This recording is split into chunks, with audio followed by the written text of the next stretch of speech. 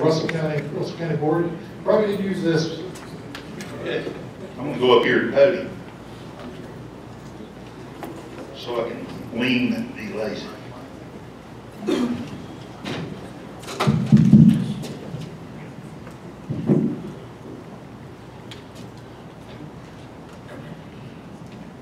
know, I was sitting in my office yesterday morning about 9 o'clock and I thought, you know, I'm going to skate through without having to do anything. Just make it. And then Katie Boyle called. And she said, would you do the introductions, please? I said, well, you send me some talking points. And she did, so I got this thing that said, Russell County Chair Steve Redding welcomes everyone. And then introduced with County Supervisor, Region 12 Director Tim Reeves, and District 13 Director Larry Mosley. And then turn it over to Dean Lynch. So, sure, that's easy now. 3 pages later, I'm ready to go.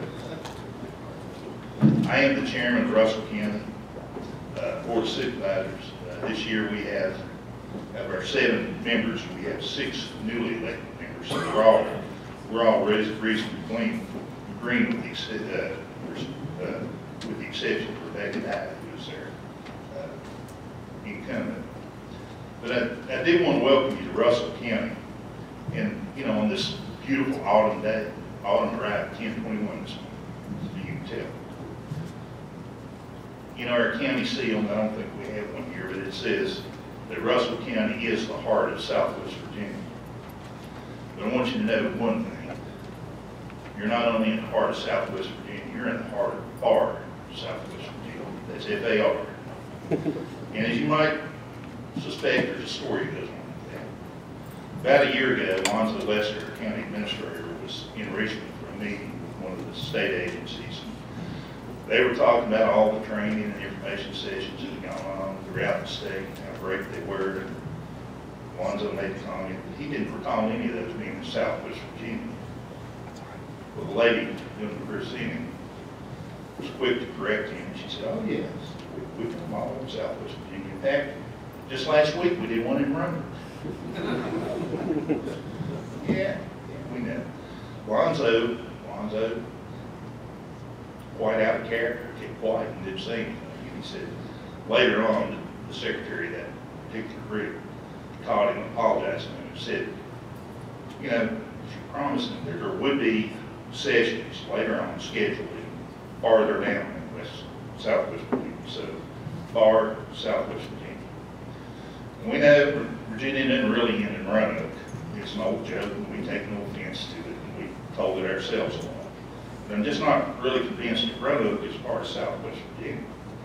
I feel sure that Regions 12 and 13 are in Southwest Virginia. And, you know, no disrespect to our friends in Roanoke, but, you know, there's a lot of territory from the southwest end of Roanoke all the way down to the tip end of Lee County. And, you know, we're blessed because it's beautiful, scenic countryside that you won't find anywhere else in the state.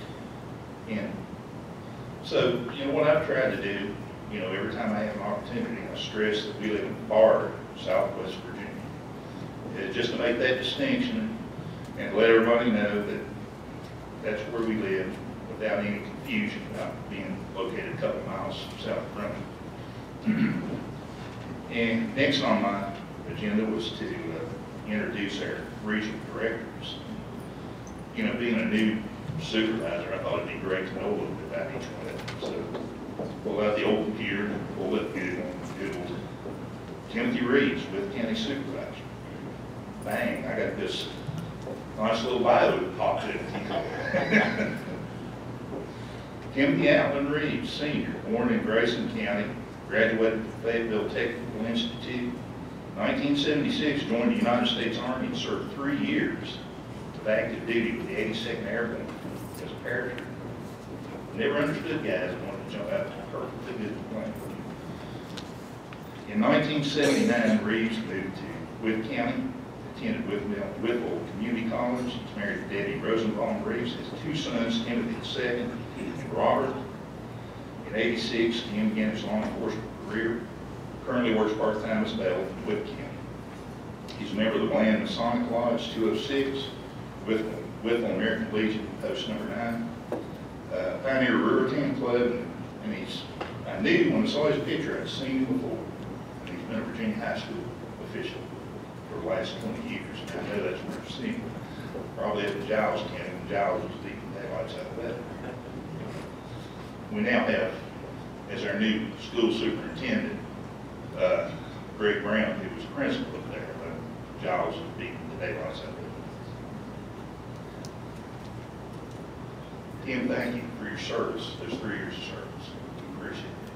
And welcome to Russell County, in the heart of Bard, Southwest Virginia. Okay, so Larry, where are you? Larry. So, pull up Google again. Type in Larry knows Lee County Supervisor. Bang, I thought my screen froze it. Larry, I hate to tell you, but you don't exist. I could not find hardly anything on Larry. I found out that he lives in Jonesville. He represents District 3. He's a vice chair on the Board of Supervisors. You're on the BC board, and you're chair of the Lee County Democratic Party. Other than that, there's no information on you whatsoever. And I began to wonder if maybe you were doing a gig with the CIA, or if you remember the Beverly Hillbillies with Jethro Bodine and the double-knobbed spy. But Larry apparently has perfected the art of keeping a low profile, watching what he says and staying out of the press. And if you ever want to do a seminar, I'll be the first to sign it.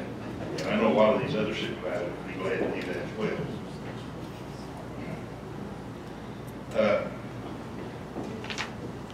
So it's with a great deal of pleasure and a degree of admiration that I welcome you to Russell County. If you ever do want to start that class, let me know. I'll sign it in Part B, because it seems that all I have to do is think about something controversial, and the next morning somebody's calling me about it. So, but in all sincerity, I'm going to shut up. Katie's probably saying, thank God. We're thrilled to have all of you here. We have a beautiful county, and we love hosting these events. We hope all of you enjoy your time here in the heart of Bard, Southwest Virginia. If there's anything we can do for you while you're here, anything that you need, let one of us know. We'll try to accommodate. Talk to one of the salons or one of the staff.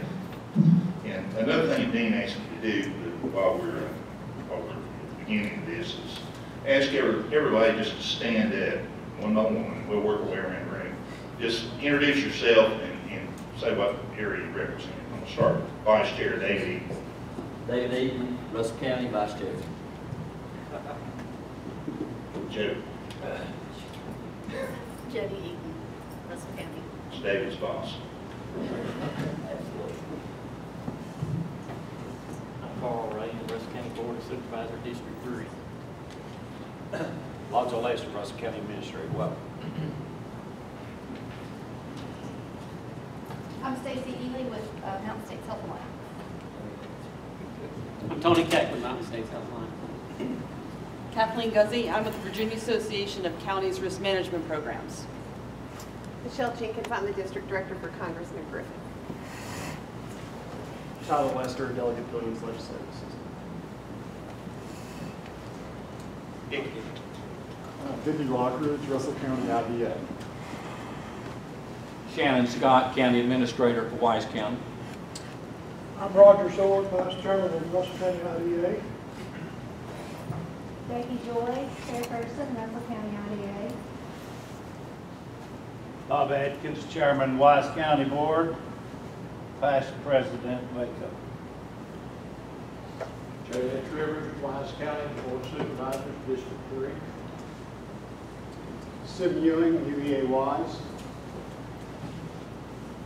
Shelby Willis, Chairwoman, Nicholson County Board of Supervisors. Ryan Peters, Vice Chair, Nicholson County Board of Supervisors. Jonathan Belcher, Executive Director for Chandler Coalfield Economic Development Authority. Larry Moser, Lee County Board of Supervisors, District 13, Representative to Waco. Dane Bowe, Lee County Administrator. John Asher, Cass County Board of Supervisors, Vice Chair. Randy Asbury, Supervisor.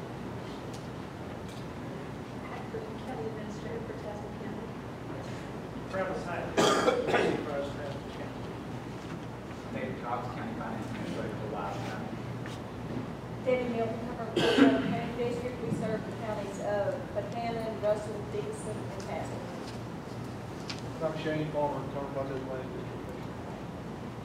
David Mullins, Russell County IDA. Alex Santweger, Russell County School Board. Don Ramey, Chairman, Russell County School Board. I'm Greg Brown, Superintendent for Russell County. Rebecca Dodd, Russell County Board of Supervisors.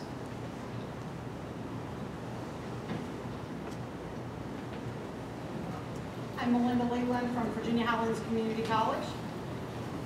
Allison Mays, Washington County Board of Supervisors.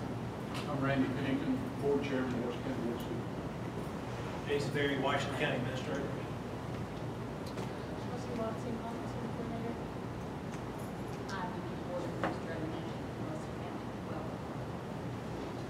Tim Lovelace, Supervisor, Russell County District. Stephen Clear, Superintendent of Southwest Virginia Regional 12. Mark Goodson, Supervisor at Large, Russell County. Go ahead, sir. Joe Hale, Vice Chair, Ruth County. Eric Workman, County Administrator, Blaine. Tim Reeves, Chairman of Wood County Board of Supervisors and Region 12 Representative on Waco. Jeff Campbell, I represent the 6th District in the Virginia House of Representatives. Bill Carrico,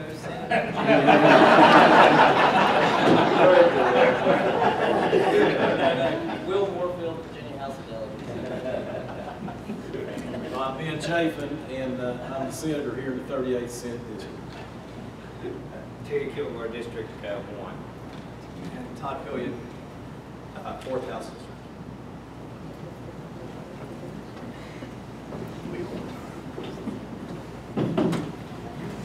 Thank you, Steve.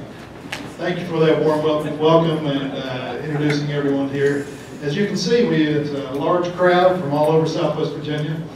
A little bit about me and my interest in coming back here is I'm a Southwest Virginia native. And so, yeah, it's a little selfish coming back here and spending time back in my home country, home counties, and so it just feels good to be back home. With me here, and I want to introduce two of our staff. Katie Boyle. Katie Boyle is one of our lobbyists focusing on health and human service issues and education issues. Joe Lurch. Joe is with us here focusing on general government issues and planning and land use issues. So it's good to have them here with us also. A little bit about what we're doing here tonight, if you don't know. VACO has been going around the state for the last 2 years. We decided that we need to have regional meetings. We need to be a part of your communities. We need to hear from you in your localities. We need to speak with your legislators in their localities, not just in Richmond, not just as the session begins, so that we can truly make an impact and learn what the issues are for your all's counties. We listen to you, come in, do regional meetings, have a little bit of education on what your top issue, what we've heard your top issues are, and then we sit and we talk to the legislators, and we do a roundtable. Every one of these regional meetings, we do a roundtable to hear what your top issues are in your localities. So we're going to do that tonight. We want you to speak up. We're going to be informal. We want to have an informal dialogue with our legislators. I hope you all are ready. I haven't prepped them or anything. So anyway, it's going to be a good night, and it's a chance for us for VACO to hear what your issues are, so that we can take the issues back, run them through our steering committees, put them in our legislative platform, and then work with legislators as we develop legislation going forward this year. And it's going to be a great discussion to have legislators here to hear what these issues are. It helps us all advocate for Virginia's counties statewide. So this is our 9th one that we've done this year, the last one that we are doing this year. I talked to Lonzo and we discussed, can we do this one? It's kind of late in the season. We didn't know if we'd be able to get a crowd here. Didn't know if we'd be able to get legislators here to participate. But it's great to see all of y'all here and with us here. So I'm going to jump into the education portion, what we're going to do tonight. First, we're going to do education. Then we're going to hear from the legislators. And then we're going to do our legislative roundtable. So is that all right with everyone? Feel free to help yourself during the meeting to snacks. We have those back here. I don't think Lonzo wants to take any home, either food home, so help yourself. To begin with, I've got Mark Flynn. Mark will be here with us tonight. Mark, if you can come up. A little bit about Mark. Mark is an old friend to counties. Worked at VML for, gosh, how many years, Mark? 17 years. 17 years at VML, our sister organization representing cities and towns. But Mark and I are also close, and we share stories of Southwest Virginia. I think he worked in Tazewell County as a county attorney in Tazewell County for a number of years, and has recently left VML, Virginia Municipal League, and has been a part of his own law firm and consulting firm, and has been working with many counties across the state in looking at mills tax and cigarette tax. Those two issues have been really up front with your all's request to us, and several other counties throughout the state have. All right. In case somebody starts going somewhere. What we have been hearing from many counties is they would like to implement cigarette tax and or a mills tax, M-E-A-L-S, mills tax without referendum, similar to what the cities and towns can do right now.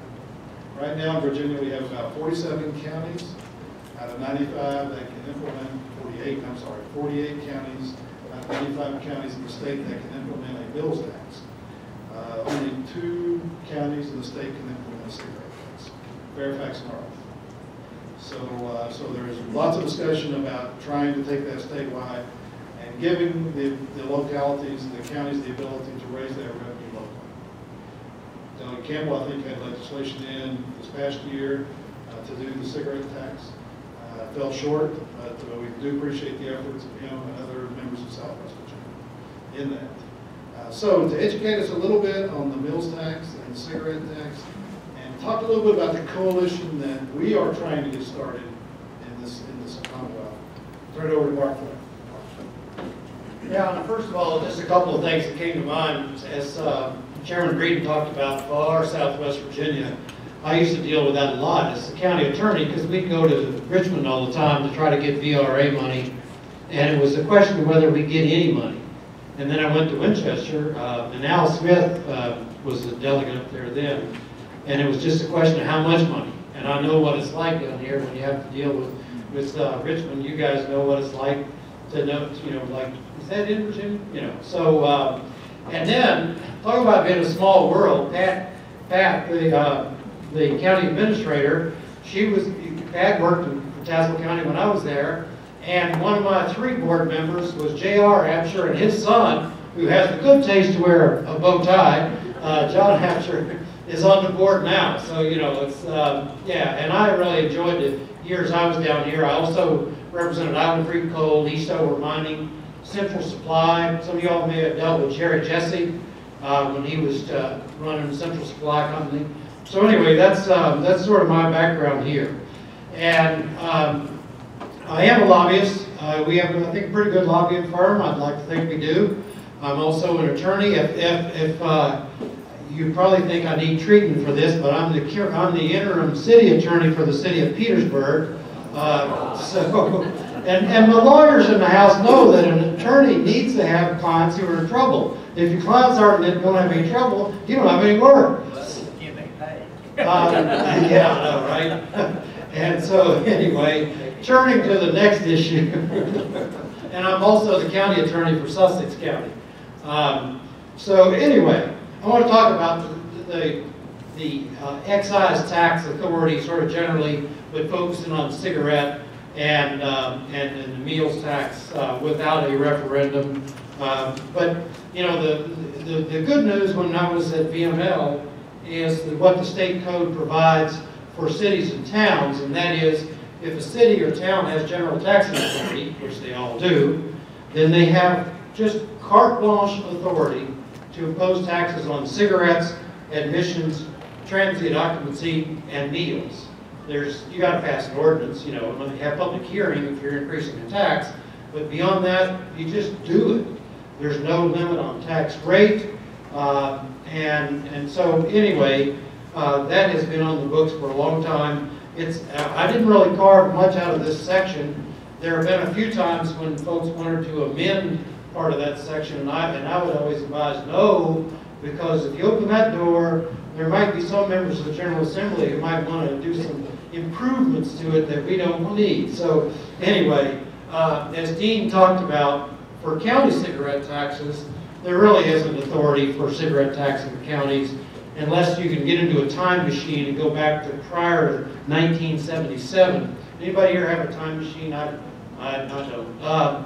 Anyway, unless you have authority prior to 1977 or for Arlington and Fairfax, and I did, Arlington is at 20 cents a pack, Fairfax is at 30 cents a pack, and you see the revenues for $3 million in Arlington. And of course, in Arlington, everybody rides a bicycle and eats vegan and doesn't smoke, so nobody's smoking to buy cigarettes.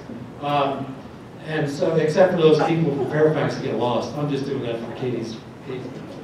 In Fairfax, 30 cents. And you see that 29 of the 38 cities and 52 towns have a cigarette tax, had a cigarette tax in 2014, probably pretty stable. And then in the meals tax, it does require a referendum for counties. And you all saw the experience, Henrico and Chesterfield, two big counties, did a meals tax the same year. And it was funny because, well, funny unless you were Chesterfield, because Chesterfield did a meals tax and they also did a bond referendum saying we want to issue these bonds and we're going to pay for it with the meals tax. Well, the citizens approved the bond issue and then turned down the meals tax. So they got to pay for all that stuff without having the meals tax. But anyway, it's a, it's a steep uphill battle, right, to do a referendum for a meals tax. It really is. And so, sort of forget about it, I guess, basically. It's tough. And then the, county transient occupancy tax, and I put this list of amendments. So you can do the transient occupancy tax. It is limited. And then it's, what is it? If it's 4%, I think in general, right? And 2% has, anything over 2% has to go for tourism. Bunch of restrictions, and that probably is the way it's going to be. But it's one of those sections, right in the General Assembly, call it Christmas tree sections, where you keep hanging ornaments on it, county after county, and that's why I put that list of amendments there, was just to show that. County admissions tax, there are 12 counties that have the authority, another Christmas tree bill, there's a Christmas tree code section that various counties have got. And then Scott County. It's out of business. But it's out of business, yeah. And years ago, actually, local government attorneys, Virginia has a strong local government attorneys association. They met in Duffield in Scott County, right? Right? Because the reason was, in Duffield, at the hotel, which was in an industrial park, whoever had gotten the legislation that if it's in an industrial park, it did not require a referendum for a liquor by the drink. And, for lawyers, if you don't have liquor by the drink, forget about it, right? So anyway, all right. But just moving on then, the impact of cigarette tax authority in towns and cities with no tax in a county. And this has to do with economics, right? If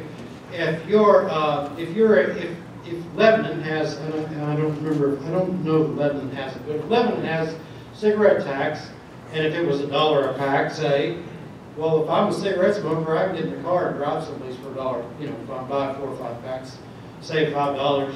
So, it's an inherent limit on the tax. Now, if you're in Suffolk, or if you're in Virginia Beach, Lord knows if you're at the beach in Virginia Beach, you'd be 2 hours to get to a county. So they can do whatever tax rate they want to do, pretty much. And that pretty much shows up in the kinds of tax rates. I mean, Marion is 12 cents. But it did bring $155,000. And so what I did, and by the way, when I went to what was then VPI, still is VPI, but when I was at VPI, I thought maybe I was going to get a restricted license that I could do no accounting, because that was the class I did the worst in. And then when I went to law school, I thought I was going to get a restricted law license, no tax law, because I got that question completely backwards. So anyway, if my numbers are right here, then it was about, for Marion's sake, it was $26 a person is what that ended up deriving in revenues in the town of Marion, okay? $155,000, 5,900 population. Well then, if those numbers are, you know, if that makes sense, if there are any accountants in the house, please feel free to shoot me. Anyway, Washington County, 55,000 population, if you use that number, that's a $1.4 million in revenues that you would receive. And you know, Washington, of course, with the interstate going through, would be one where people aren't thinking about, well, I don't want to go to Washington County to buy cigarettes, I'll go somewhere else. You know, they're just stopping. Smith County, Wise County, 41,000 population, that paid about $1 million. Tazewell, about $1.1 million in revenues. Now, those numbers may not hold up completely. One issue is that if the town imposes the tax, then the county tax doesn't apply in the town as a general proposition. So you know, you'd have some limits there. But anyway, there certainly is opportunity. Last 2 years ago, I guess it was, the cigarette tax process, there's a procedure because you deal with the wholesalers. That was improved, made a lot more efficient, and I think that worked out. And so that, you know, there's already an administrative sort of process if the counties had authority to impose cigarette taxes to then make that move forward. That's really not much of a problem. And then, all right, moving forward on county cigarette tax. I mean, it's the VACO legislative draft priority, of course, until the membership votes on it, does include authority for cigarette taxes and authority for meals taxes without a referendum. I think there are certainly allies. One of the allies is the Virginia Municipal League. Now, the Municipal League for some years has supported equal taxing authority as a general proposition. I think it's much healthier to make this move, to have it focused on specific taxes. And the reason that I think VML would support it is that, you know, if you are in the town of Marion, the economics, that is, the ability to just get in the car and drive to Smith County, it makes it so, you know, you can only raise the tax so much.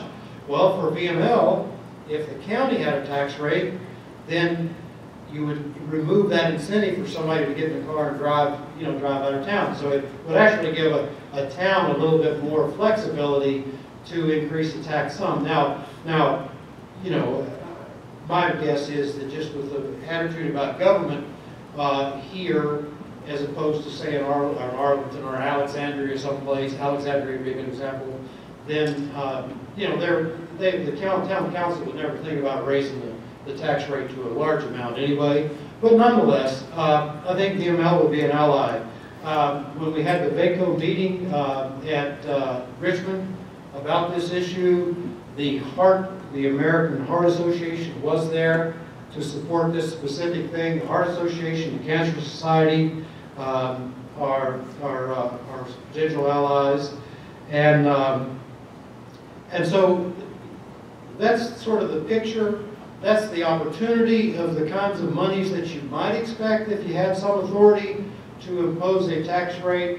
Now, you know, it's an uphill battle. We all know that. It'll take. I think it would take probably a few years. And so our lobbying firm, Advantage Strategies, is working with some counties that would want to join in a coalition to work together to make this work. And I think a few of the features probably at the end of the day on any cigarette tax, and certainly would require an ordinance public hearing. You'd have to have a public hearing. The decision to increase that tax would be on the shoulders of you all, county board members. It wouldn't be the General Assembly increasing the tax.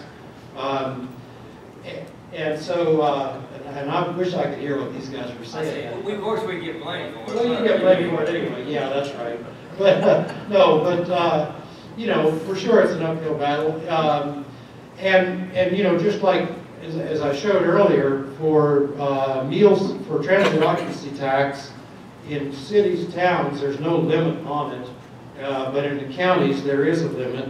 And it's, I think a number of counties have 5%, but it's 2 to 4%.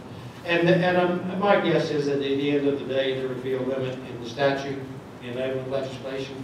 Not that we would probably offer that at the beginning, but you know, as you negotiate, that's something we would look for. And then from, I think from the General Assembly's perspective, the budget has not been doing so wonderfully in the last couple of years, right?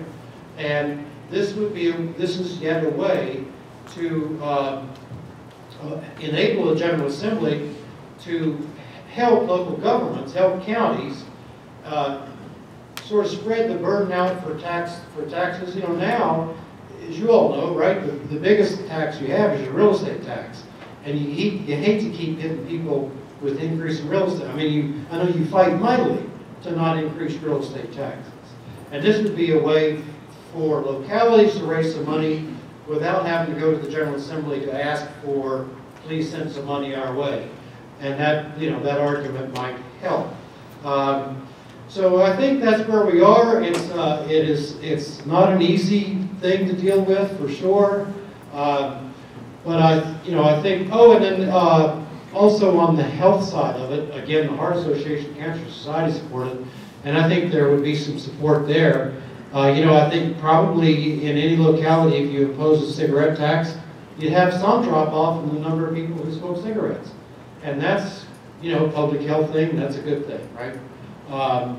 But anyway, that's where I think that's where we are. I think there's opportunity there. And of course, I'm not like a car salesman. What can I do to have you sign the contract today? But anyway, we definitely want to talk with you all at various localities here who would be interested in pursuing that coalition.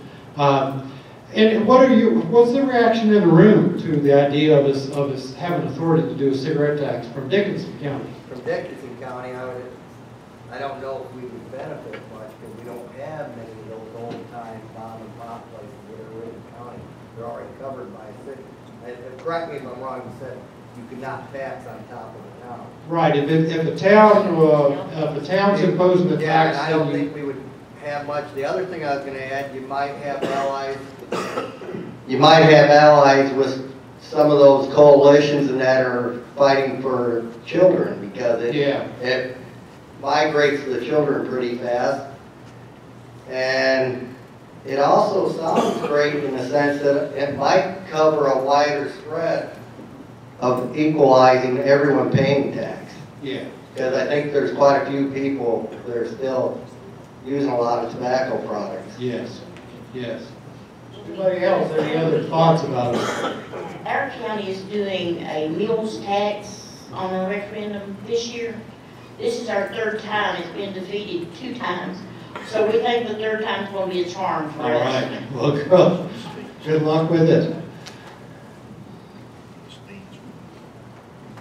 It had been my experience that with like bond referendums, any kind of a tax increase, any kind of spending thing the county has to do where there's a referendum, if it can get tied to a specific project, people are willing to vote, sort of see it as voting for the project. I had experience with that in New Kent County. They wanted to do bond issues for schools. The schools were in terrible shape. But until they started really talking about the schools as opposed to the bonds, they got nowhere. Anybody else?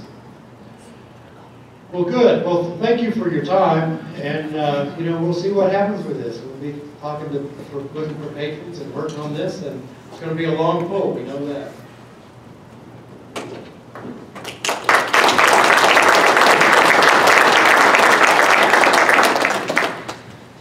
Mark touched on a very important issue, something that we're grappling with the association and trying to figure out how best to go forward with our counties that want to implement the mills tax and or cigarette tax without referendum. So what I need from you is I need you to go back, I need you to think about it, I need you to let us know at VACO how your county feels. We've got many counties all the way from York County to Augusta County, up and down the Shenandoah Valley that want to do this. But nobody can do this by themselves and be an island. You know, it's going to take an alliance of counties all across the state, not just in Tidewater, or Northern Virginia, or Shenandoah Valley. It's going to take Southwest too. And we did hear last year that Southwest was very interested in this prospect, so that's why we're bringing this back before you all to give us feedback whether we need to include this in our legislative platform at Baker. So anyway, to go back to your counties, when you go back, think about it, discuss it, and give us some feedback here at the association. Just give me a call, or give Katie a call, or give Joe a call, and we'll go from there. But meals tax, cigarette tax, that's not all we do at the association. I think you all know that. We lobby many issues, everything from land use to transportation to health and human resources to other tax things. And with me, I'm going to, if I could turn it over to Katie real quick to talk about our VACO top priority position this year. Our board of directors has weighed in, and our steering committees are looking at this as our overarching issue that we're going to be focusing on this year. Okay? Thank you. Hope this is on. Yep, sounds like it. Hi, I'm Katie Boyle. I'm the newest VACO staff member, so I look forward to getting to know you all and working with you. We spoke with our board of directors at our summer meeting, and they agreed to retain what was our top priority last year, which is full funding for K-12 education. And so while we very much appreciate what the General Assembly did last year, working with the governor to start restoring funding that was cut in over the recession, that was a wonderful step in the right direction, but we still have a lot of ground to make up. So we're going to retain that position and continue to advocate for full restoration, recognizing that the budget will be tough this year, and we're going to try our best to protect the dollars that we gained last year. So happy to take questions on that, or we'll talk about that. Okay, maybe we'll talk in the roundtable. Yeah, when we get to the roundtables, we'll discuss it more with education and what we hope to do. Also, is Joe Lurch here? Joe follows. Let's see, what are the issues you follow, Joe? Airbnb, proffers, land use, wireless communications, but everybody here, I think, more interested in transportation. Tell us about transportation. Yeah, transportation funding, and first of all, thank you for having us here, and thanks to Katie. I'm no longer the newest employee at VACO. I've been here since June. On transportation funding, you've heard the bad news about the loss of revenues based on income tax, and that's causing our state budget problem. The good news, at least on the transportation funding, is it doesn't rely heavily on that source of funding. It's got its own separate sources, and it's in much better shape. We're a lot more whole on that. The bad news is the needs across the state, and I'm sure you're all aware of it in your jurisdictions, are still great.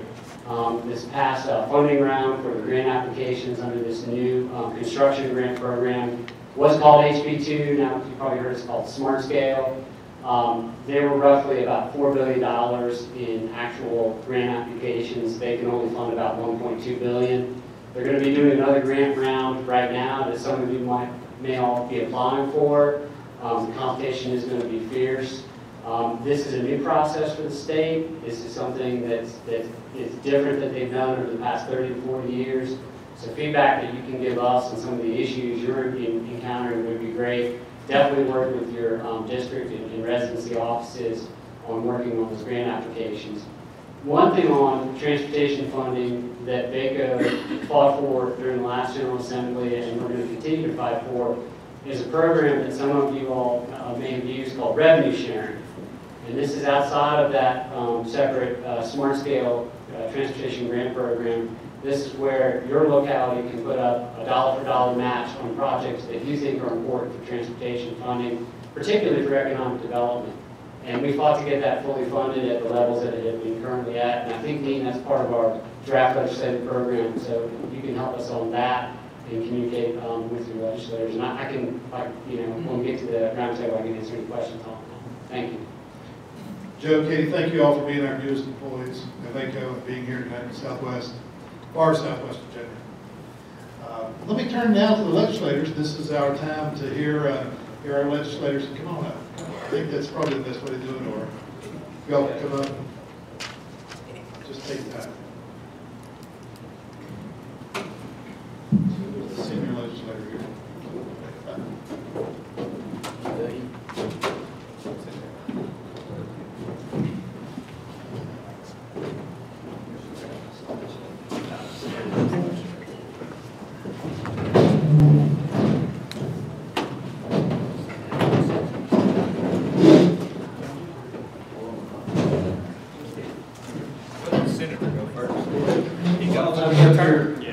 jumped up here to go first. I do have a 4-year term, and I'm just into it. You know, I'm happy to be here, and I'm happy to talk with you about your agenda and about what we want to see also, which is success all over the Commonwealth and all over our region in Southwest Virginia. And you know, the problem that we're confronting, and I'm going to be very blunt with you, the problem we have is a lack of taxes coming in through income. We've got people out here in the Commonwealth, you all know it, that are underemployed. Our governor talks a lot about the employment rate or the unemployment rate, but we know what it is here in Southwest Virginia if we blend it. And my father used to tell me, and I think I fully understand what he meant, but he used to always tell me, you know, son, you can't starve a prophet into a cow. And what he meant by that was, you've got to have the right policies, you've got to have the right mix of feed in order for businesses to succeed. And we're faced with this administration right now that has some job-killing policies, and it's hit Southwest Virginia very hard. Okay, that's just a fact. I don't know anybody that can really argue against that here in Southwest Virginia. But we are dealing with it, and if we can create more jobs here in Southwest Virginia, that's the answer. Creating the jobs is the answer for Southwest Virginia. You know, I believe, I'll tell you what I personally believe, I believe in what my constituents believe in.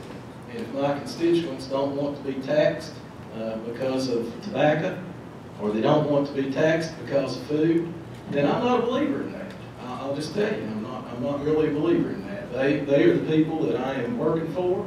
They're the people that elected me. I want to support my local governments because they are supportive of me. But we're all working for that same group of people, okay? That same group of people that's out there, and they pull on their boots every day. They go out there, they work hard, and they are right now they're pretty well taxed in a lot of ways. So, you know, while I'm open-minded on this subject, I know that some of my brethren in Richmond are not.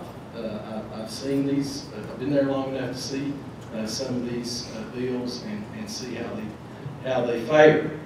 I think that, you know, going back to my comments, what we are interested in, I certainly want Delegate Kilgore to talk about it because he's chairman of the Tobacco Commission, which I serve on, and along with Delegate Moorfield.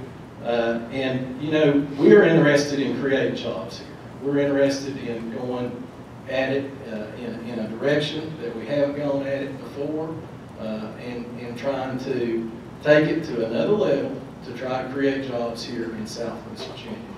And if we do that, if we can get our employment rate back to where it ought to be, I mean, we've got counties, I represent counties that have double-digit unemployment, and that's not going to sustain any county when you have those kinds of situations.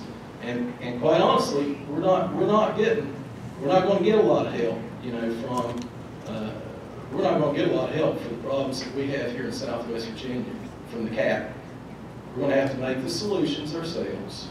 I'm a firm believer in that. I know that we have to roll up our sleeves. We have to do the hard lifting ourselves. We've got to work on those issues ourselves, and we've got to create our own medicine, and we've got to treat ourselves with it.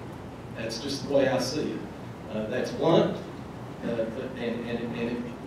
it certainly isn't music, but it is the facts as I see it. You know, at some point I'm going to be willing to hear all kinds of questions, and I'm going to try my best to answer them, but I think I've probably said my piece on this subject. I'll welcome one of my colleagues.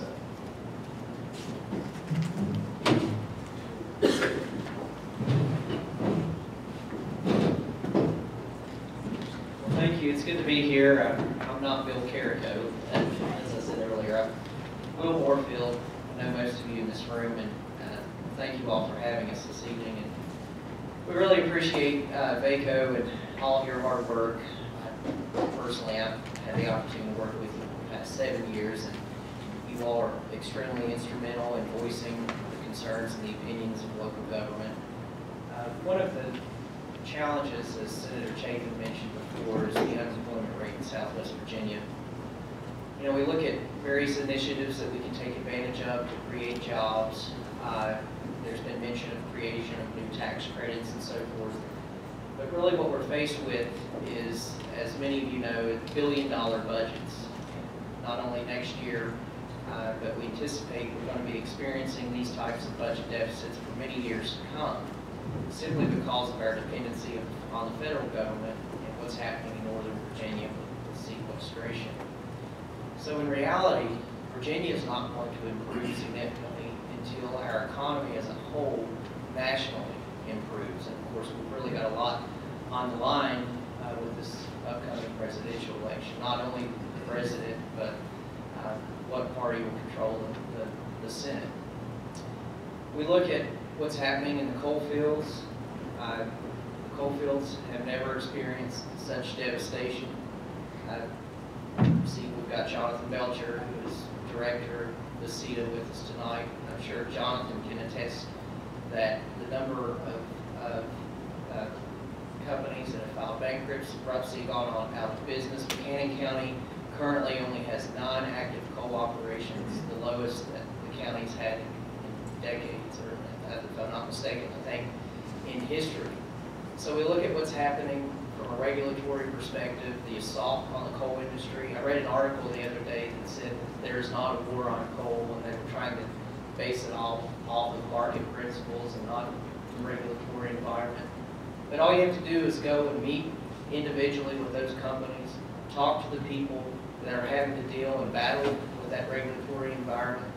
We're seeing this not only at the federal level, but at one time, Virginia was considered to be a coal-friendly state. We had coal-friendly administrators, coal-friendly agencies, even the DMME.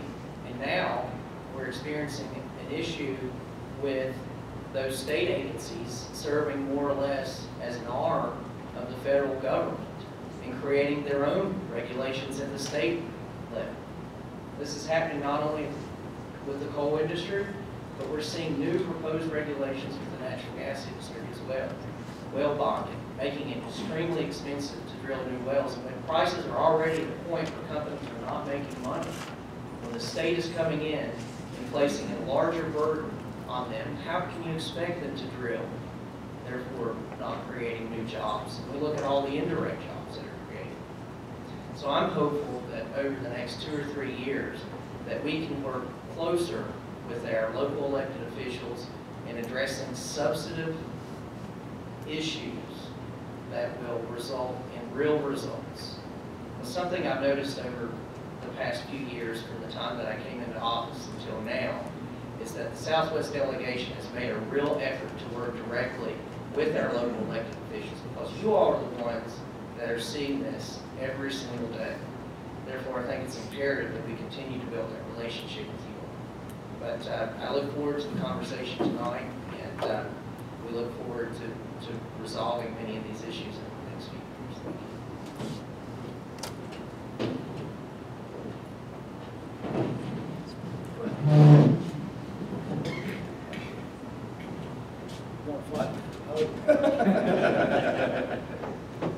Let me also say it's good to be with you all tonight. I live over in Salton, so I had the joy to come across Clinch Mountain to get here tonight. I've crossed that mountain many times. I think the road actually is getting more narrow with time, so it's a joy to be here. You know, I guess I'm probably the only guy up here that came from local government. So my perspective probably a little different than these guys is in terms of what the burden is to you. How many, just a show of hands, how many supervisors do we have? Let me tell you that, you know, local government, I had a judge friend that used to tell me that was the front lines of democracy. Have you ever heard that? And what that means effectively is that your friends and your family members, your neighbors, they're right up in your face telling you what they need, what they have to have out of it. And increasingly every year it gets more and more difficult to find the resources to be able to deliver those services. All of you find that that's true, just show me a nod of your heads if that's the case. And it's getting increasingly more difficult out here in Southwest Virginia because many of the reasons that Delby Moorfield and Senator Chafin has touched on, and that is that the energy sector has been decimated. And it's a byproduct of not only a difficult and challenging regulatory environment, but it's also a byproduct of the fact that, just quite frankly, the demand for coal worldwide is down. And as a result of that, it's been very difficult for the coal industry to sustain their business and sustain their job base there. And that, of course, results in less severance taxes, less money flowing into you so that you can fund things like schools and whatnot. We recognize that. I certainly recognize it, and I have sat in the seats that you all sit in and have to look your friends and neighbors in the face and say, we can't help it. We can't keep our schools open. We're going to have to consolidate. And that's tough. That's a tough thing to be able to have to tell your family members. So, we are looking at ways to be able to generate new job base in Southwest Virginia. And we've got some good ideas. We've had meetings recently in that regard. But it's several years down the road. Nothing is going to change overnight. And I'm just being quite frank and honest with you. So we've got to find ways in which to be able to generate revenue sources to keep our services and our schools open. We can't wait on answers to come from Richmond, Washington, because I'm going to be quite frank with you again, you're not going to get it. We've never gotten it. It's time that we have to take the reins ourselves. We have to take the initiative to do what's necessary to be able to make Southwest Virginia thrive. And it's a big reason why I carried the bill last year. It was a place into a tough committee, not surprisingly, and didn't get very far. And I took a lot of heat for it because quite frankly, I'm a Republican, and up until last year, I can honestly say that I had never voted for a tax increase or a tax. That's not the case any longer. I did carry the bill. And I felt like that in weighing it, and education is very important when you're talking about imposing taxes upon someone. You have to educate the public. Eventually, we're going to get to the point where we have to raise real estate rates. We have to raise taxes on our local citizens. I felt like that the cigarette tax that was being proposed made sense because it gave us an opportunity to spread that across a much larger base than just our local citizens. Because let's face it, interstates run through all of our localities, or roadways do, and we have a lot of transient people that come in and buy cigarettes while they're there. In addition to that, we have a couple of areas in the state, and Wythe County is certainly one of them, where I don't know how many of you know this or not, but there's a lot of black market cigarettes that are sold, purchased in Virginia and sold in New York. In fact, we had some legislation a couple of years ago that dealt with that. Well, if they're going to buy the product and sell it illegally in another state, why don't we derive the tax benefit off of that? I think that's quite frankly, that's calculated to generate the revenue. And I'm in support of it. I'll tell you up front, I'm in support of it, and I hope we can convince more colleagues to get on with it. I appreciate, again, the service of all of you, what you do. You have a tough job. We're insulated in Richmond. We do get the blame sometimes, but we're insulated from it a lot, more than you guys are. We don't have to sit there and sit 6 feet away at a board meeting and listen to people when they're upset at us. So I appreciate what you do and understand that we are certainly in Richmond. We're working hard to try to make life a little easier for you back home and find new revenue sources to be able to generate your services. Thank you.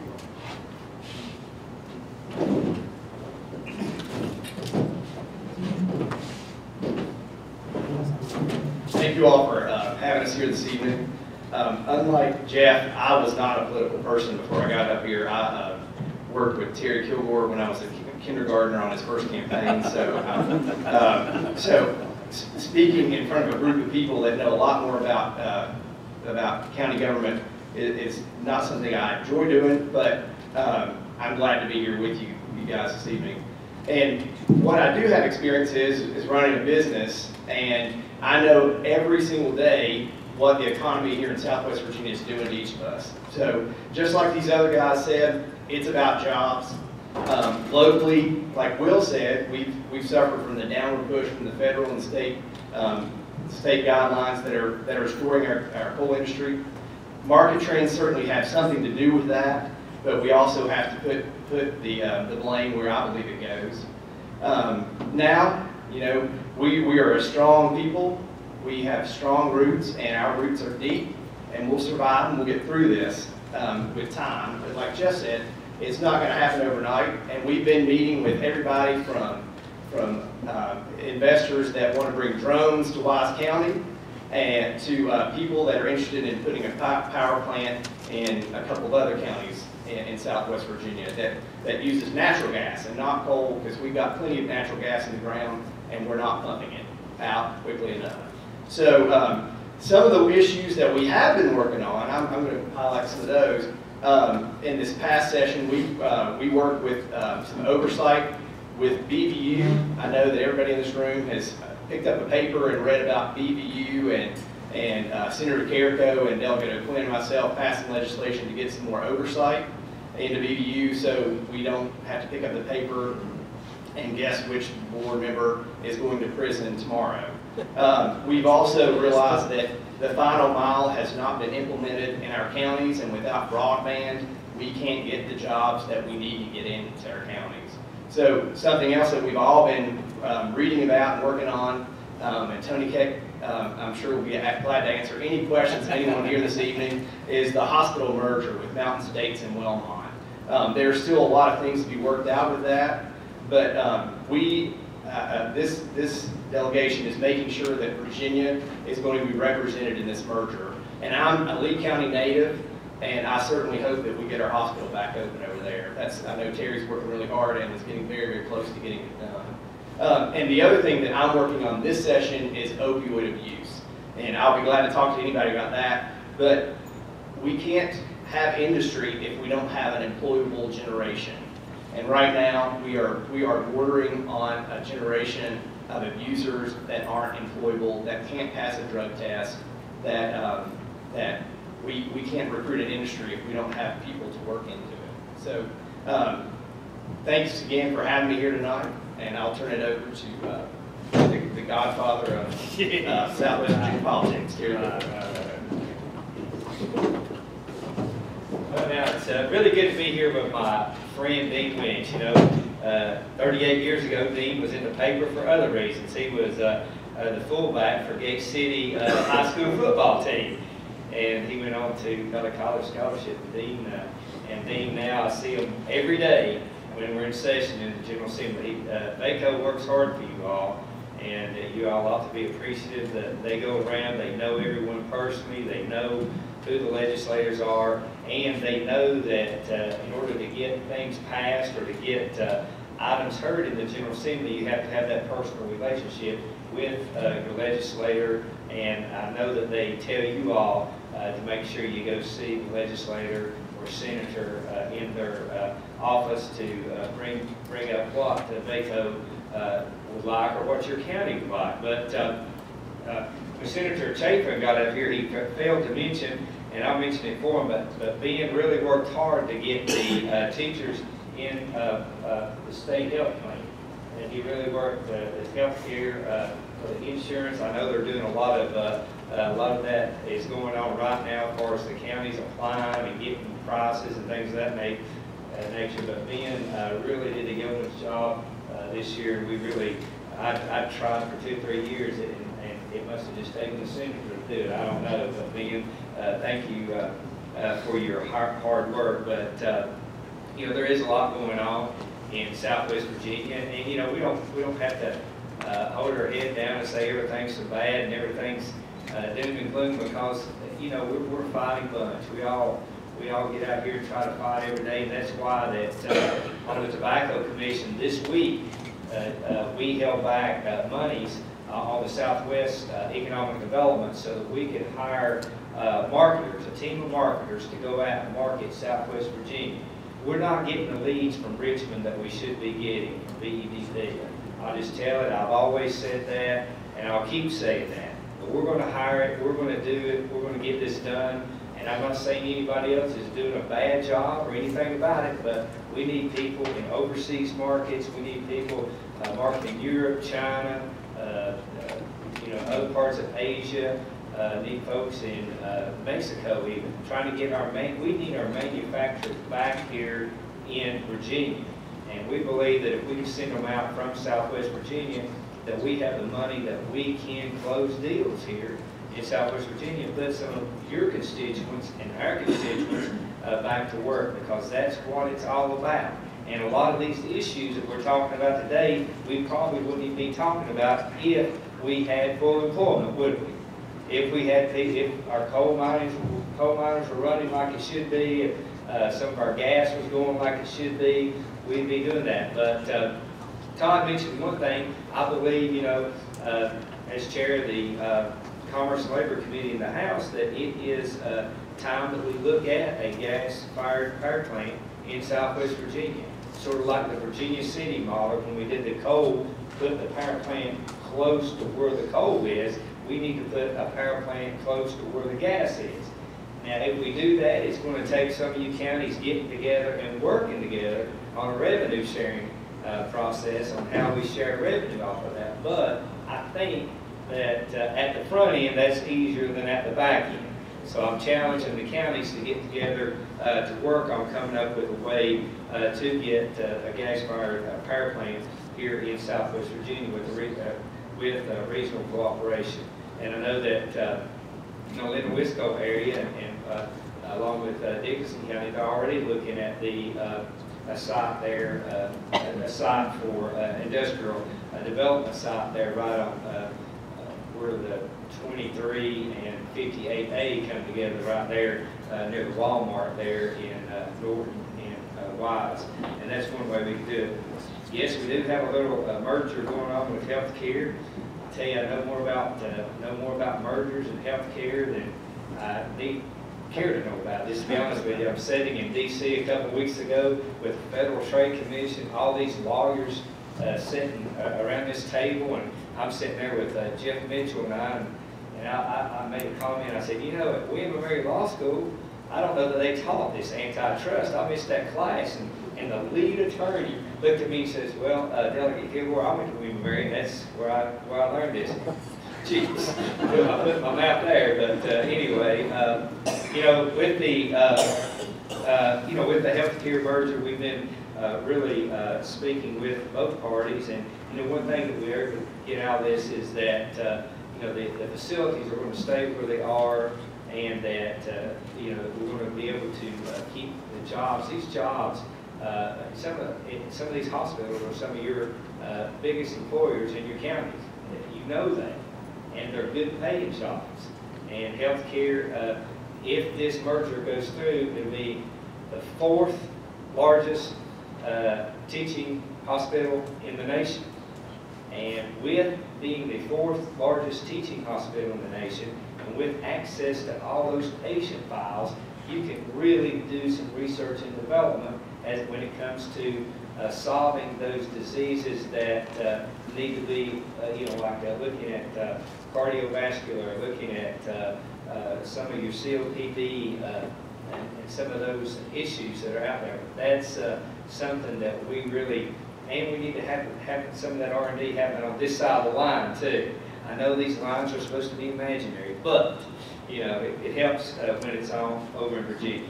And Todd mentioned VVU. That's been a tough issue for all of us up here.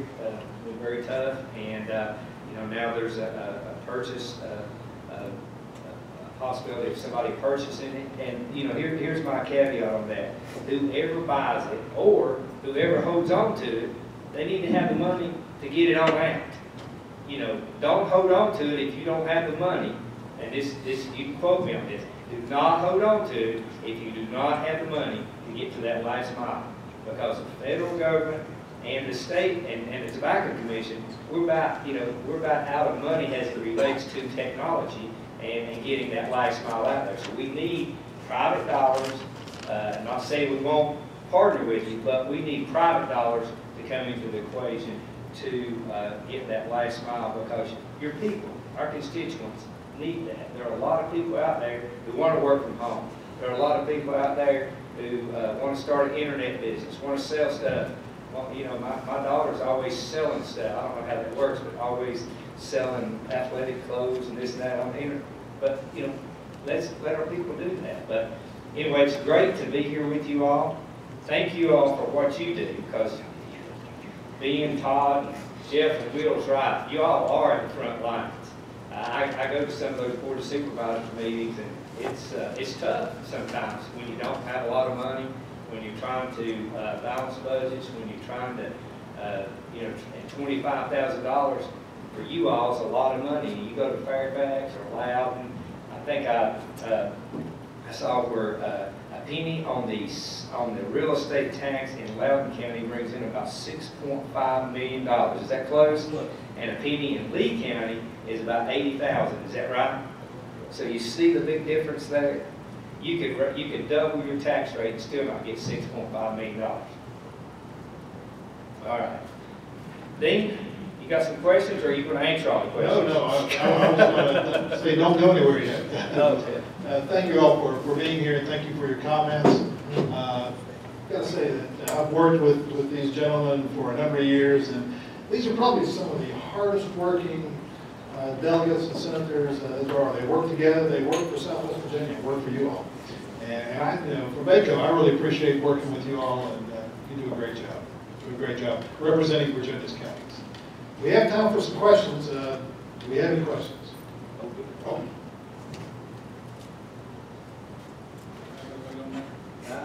You got to wait on it because nobody can hear you.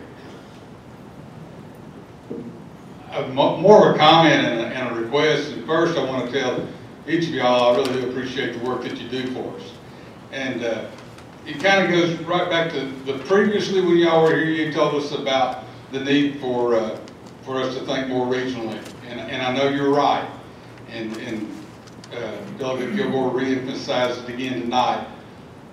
What I want to ask of you is for you to take the lead on regionalism, because I can rest assured I was elected by Russell County voters, and that's who I'm going to take care of. And when it comes to revenue sharing and all that, it's a real struggle for us to be able to do it. We really need you folks, because you're the respected leaders, to get your hands in it and really help us do that, because it's just our nature to come back and be selfish with our own counties and all. But I realize right now that our IDA is competing with Wise County's IDA, that's competing with another, and I think that our IDA got some bad news today and whatever. But if we're all working together, we can do better. But it's just not natural for us to be able to do that. We need y'all to come down and Senator Chaffee look at me and say, Mark, it's time for you to shut up. It's best for it to go somewhere else. And we need that much from y'all. We need y'all to have that much of a hands-on in making regional and revenue sharing work. And I just, again, thank you for what you do, but that's what I'm begging y'all to do more of, is to get out there and actually push us, because we are county representatives. Thank you for your time. So can I say something? Sure. You know, Delegate Kilgore told you about the insurance bill that we carried, and I didn't mention it. I know you probably all know about it, but that's something you can do for yourselves. Okay, it's out there. We finally got it. I don't take credit for it. Delegate Kilgore worked very hard with me. Delegate Pillion, Delegate Moorfield, Delegate Campbell. We had a teamwork to get that thing done. It had been carried for somewhere between 10 and 15 years. There had been an effort. Last year we got it right to the almost into the end zone. I didn't get it there. Came back this year and got it there. But there's something that you can do for yourselves, okay? Because you're going to have a requirement to provide health care for your people for many years to come. And we've given you an opportunity, the General Assembly is giving you an opportunity to pool together in one great big pool as a local choice and be priced as one big pool. And yes, there's going to be some groups that are less healthy than other groups, and there's going to be a blend of it all there. But if you can see it over the long haul, it's going to save this Commonwealth, the people in this Commonwealth, and the localities a ton of money. And you won't get another chance at it. I'm just saying, you know, I mean, I think it would be years after we convinced people to get it through. It got through finance, it got through appropriations, letting it get where it got to. It'd be very difficult to bring it back out next year or the next year or the next year. You know, we'll be digging at it for another 20 years trying to do it if we don't get it done. Can I piggyback on what Senator Chafin said, that we are working hard with the Department of Human Resource Management, looking at this, trying to put a plan out there. I sent an email out to all your county administrators last week asking you to take a look at this program, give your comments, and respond to a survey to see if your counties would be interested in participating in such a pool. So if you haven't responded, if your county administrator hasn't responded, go back and ask them tell them that we really need that information.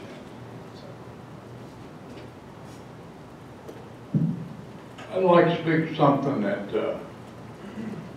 Delegate Campbell barely touched on, that we're supporting illegal trafficking of cigarettes in Pennsylvania, Jersey, Delaware, and New York City. If there's any smokers in here, I guess the average price of a pack of Marlboros at the tobacco shop is around $4.75. You cross Pennsylvania line, that same pack of cigarettes will bring $10.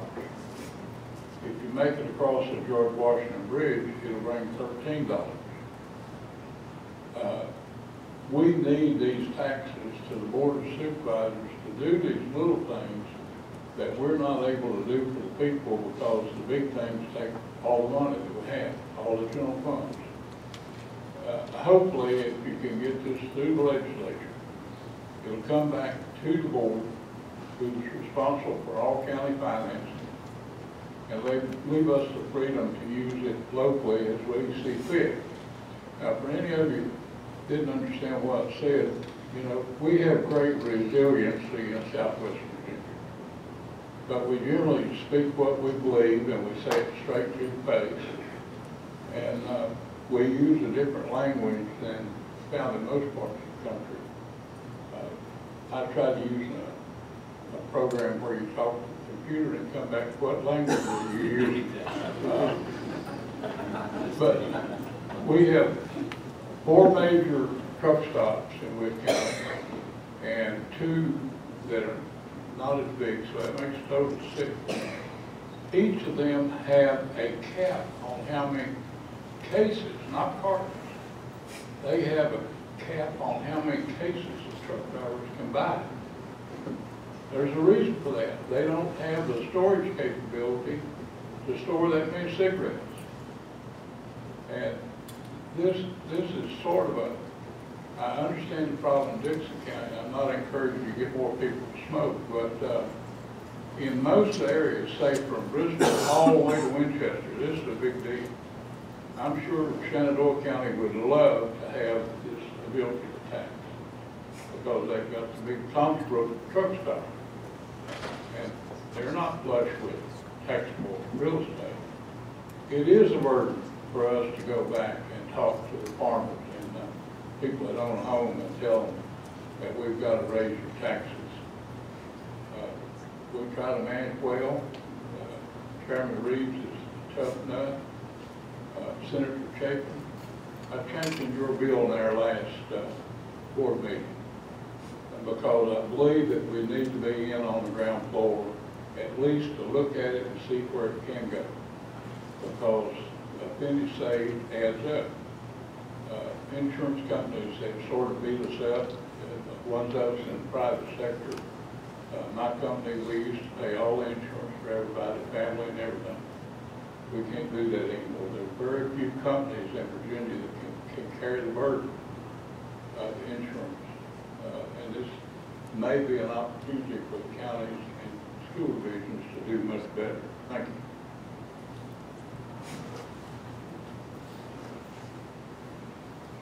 since I'm sitting here next to Joe and Tim from Woods County and Air Force Plant, I just want to add one thing just to add some perspective. We do a lot of regional partnerships with Woods County, and I want to thank all of y'all. I think I've called on all of y'all at some time or another. But just remember, look at Kilgore, you grew out a great stat there. We're the smallest county, I think that's out here right now. We got 6,000 people. Don't count the inmates. And if you count the inmates, we're at 6,600. But a third of our county is national forest. There are 10 times as many people that live in our county that travel through our county every day on the interstate. If we can tap into that fund, what does it do for us? And remember, a 1% real estate tax increase in Plain County gets you $25,000. 1% personal property gets you $15,000. So when you try to do schools and you try to pay for things, let the people traveling from Ohio, et cetera, pay those taxes. So we do support the ability for localities to have a cigarette tax, bills tax, et cetera. And I want to thank you all. Both of you gentlemen carried some legislation for us year before last, for transit occupancy. And I think it was a little bit challenging to get through there, but all localities should have that ability to make the decisions best for them. I want to share with you the 11th commandment. Pick the Yankee dollars.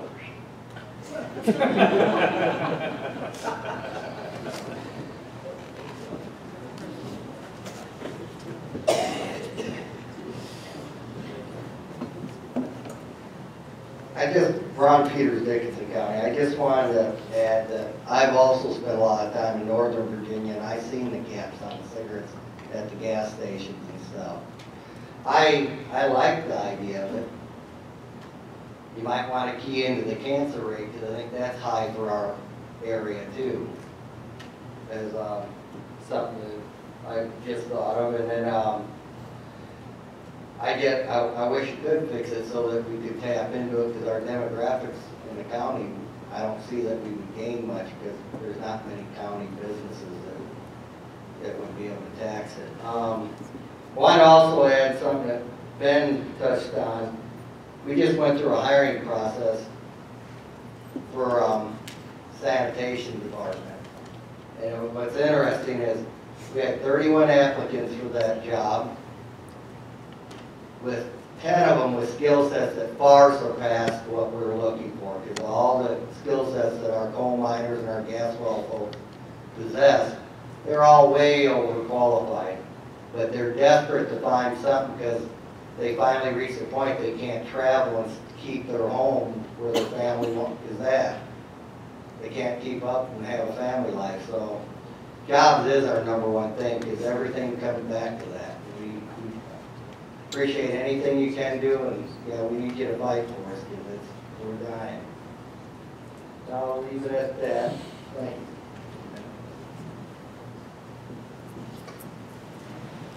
First of all, I want to say that I appreciate any effort to help localities bring in additional revenue. We continue to struggle to be able to provide the federal and state mandated services that we see coming at us year after year after year. But, and again, I appreciate the efforts, but I don't know what cigarette tax would do for Lee County. I do know that whatever that amount is, if the towns impose the same fee, it would eliminate probably 40% of any revenues that we could bring in, maybe more than that. We do not have a meals tax. We have very few restaurants in the county to begin with. Most of the fast food is all located in an incorporated town, and there's 2 actual functioning incorporated towns in the county, and one of those already has a meals tax. We do have a transient occupancy tax, but with 2 small locally owned motels, they generate all of about $2,100 a year to county revenues. That's pocket change when you're looking at the crisis we face in being able to drive local revenues. As Delegate Kilgore said, the penny in real estate tax brings in about $80,000. And I know this is not going to be popular with the General Assembly. NACO has attempted this in the past, but local option sales tax holds the greatest bang for the buck for localities in Virginia right now, I think, for revenues. And I realize the GA looks at that as a tax increase, but it's a local option. It's up to us to implement that. If you live in a county adjacent to or within driving distance of the Tennessee line, you'll find Virginia residents in Kingsport and Johnson City every weekend. I've spent my fair share of time there, and believe me, I have never been in the parking lot at the mall and heard a Virginia resident come out complaining about how much tax they paid in sales tax in Tennessee, and it's nearly double what they pay in Virginia. $80,000 for a penny of sales tax. It would take a 16-cent, not 16%, but 16-cent increase in our real estate rate to equal what 1 penny in local option sales tax would bring to us each year. And it's going to take the efforts of everybody, all the counties banding together, as well as some strong help in the General Assembly. I realize you all are a small contingency of the entire General Assembly, but I think that's a very important issue that we really need to look at. We want to be serious about helping localities increase revenues to keep providing the services that we're required to. Thank you. Any more questions?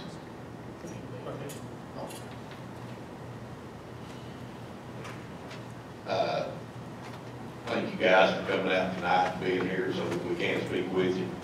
I'm not going to talk about a tax. I'm going to talk about a way to generate revenue in Virginia that's slipping through the fingers. What I want you guys to do is think about this night when you go home. I've sang this song for a long time, and it's about farm use tags. I live in a county, in Lee County. We have more counties from out of state that border us than we do in the state of Virginia. When you live that close in a geographic location like that, from me to you may be the state line. These people use these addresses of their friends or family that live that far away. They register their vehicles in Tennessee because they don't have to pay sales tax or personal property tax, I'm sorry. So when they put these farm use tags on there, and I witnessed this, and I get infuriated when I see it.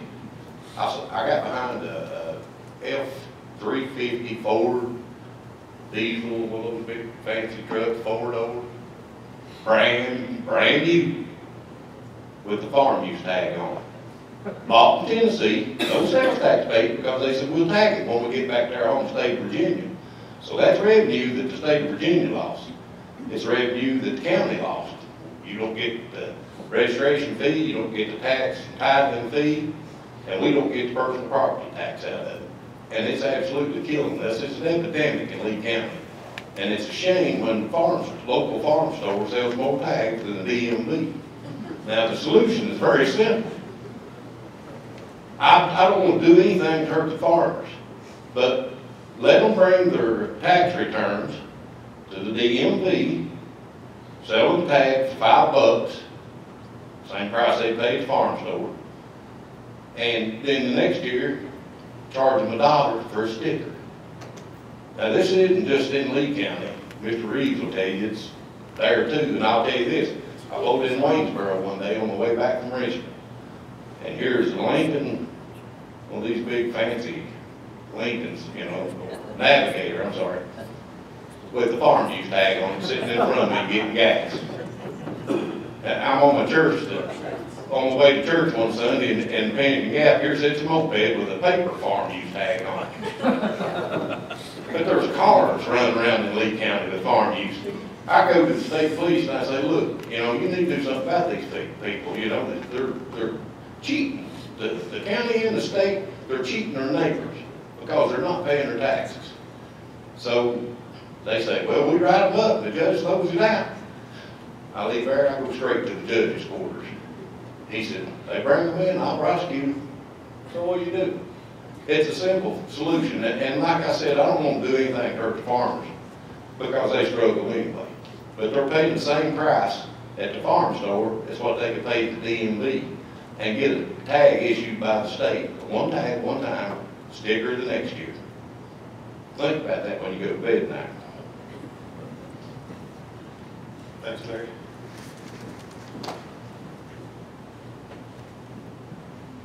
First of all, thank you for what you do, and thank you for being here tonight.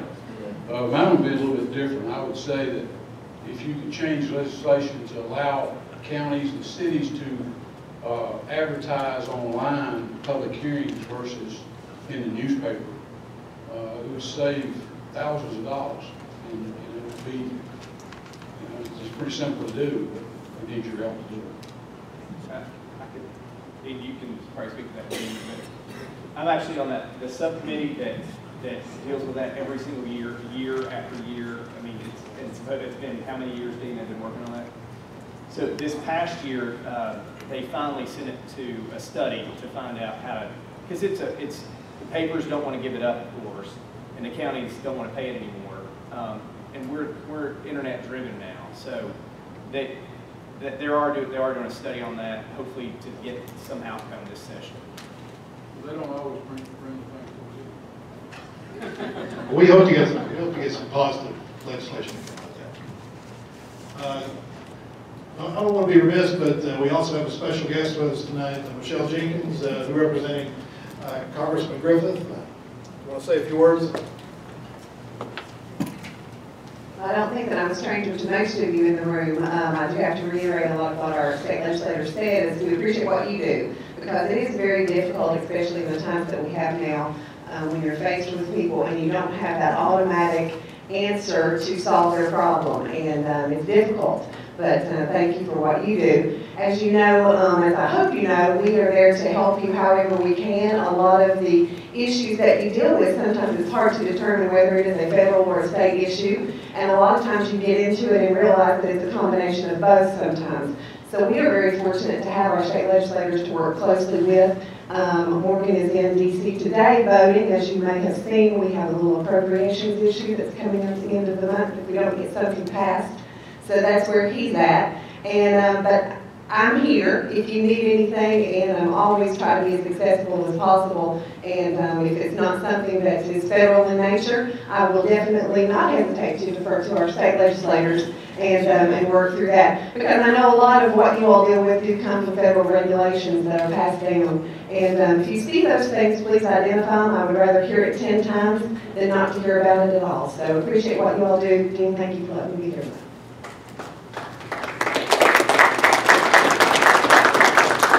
If it's okay, we'll move into our next phase right now, kind of going around, doing a roundtable and kind of identifying counties to see what your top issues are.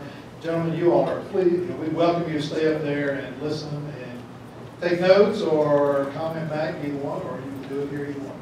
So just thank you all for being here. Okay, thank you. Thank you. All right, we will start off with our host, Russell County. What kind of issues we have? All sorts.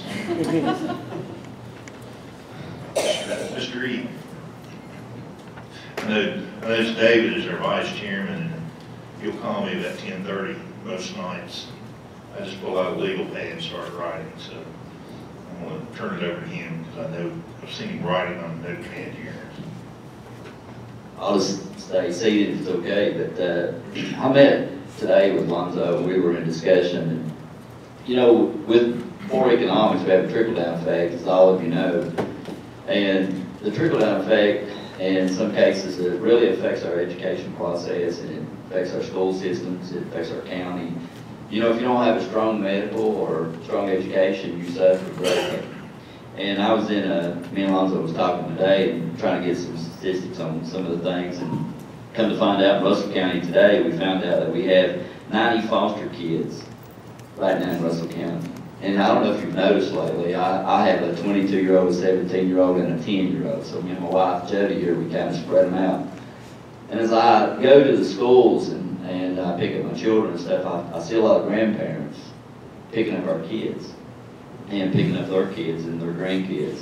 And it's amazing to me that, you know, with these statistics that we have a serious mental health issue. Not only with that, but we have it with our veterans. Also, we just had a veterans forum here past week in Russell County and had a great turnout. And we see a sufficient need that needs to be addressed on needs basis. I mean, it's either with our children, it's actually with our veterans. You know, I really believe in this regional effect, and I would ask you today, while we're here, that if you're a man or woman enough to stand up and erase the borders from your county lines and call us Southern Appalachia, and we become one with one voice, speaking really loud. That when we go and we fight for the things that we need on trying to save this area, and you know what I'm saying, it's critical. We are tough and we're resilient, there's no doubt in my mind, because I talk to a lot of you on a daily basis. And our legislators, we have a great team of legislators, and I believe that they have our backs. But on the ground level, we got a lot of work to do. And every one of us are faced with budgetary issues and trying to find every penny and every dime. And a lot of people get mad at us, they get upset with us, they don't understand why do you do what you do. But I will tell you this, we have a crisis, a real crisis here.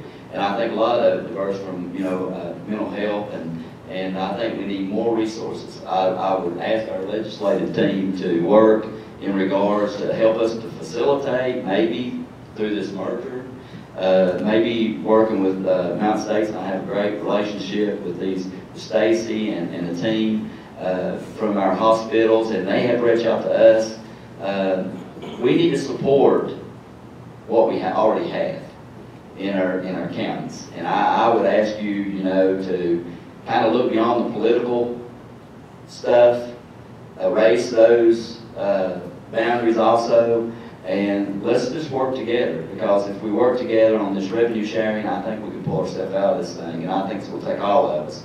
Sometimes it takes a lot of humility. You got to just, learn to, not be right all the time.